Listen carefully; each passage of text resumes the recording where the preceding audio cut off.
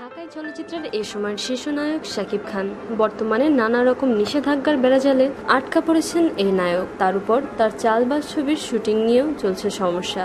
কয়েকটি যৌথ প্রযোজনার ছবিতে অবশ্য শাকিব খানের চুক্তিবদ্ধ হওয়ার কথা রয়েছে বলে জানিয়েছেন এই নায়ক। তবে যৌথ প্রযোজনার ছবি ছাড়াও একক প্রযোজনার ছবি আমি নেতা হবতে নাকি শাকিব খান অভিনয় করতে যাচ্ছেন। এই ছবির চুক্তি অনেক আগেই হয়েছিল।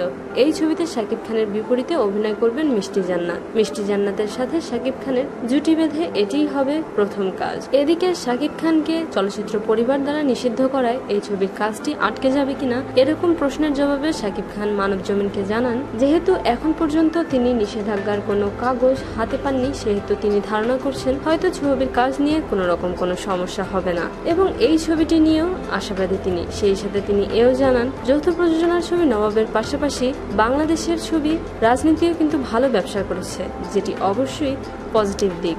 এদিকে আমি নেতা হব ছবিটির কাহিনী কি এবং ছবিটিতে শাকিব খানকে কিরকম লুকে পাওয়া যাবে সেসব নিয়ে তেমন কোনো আলোচনা করেননি শাকিব খান।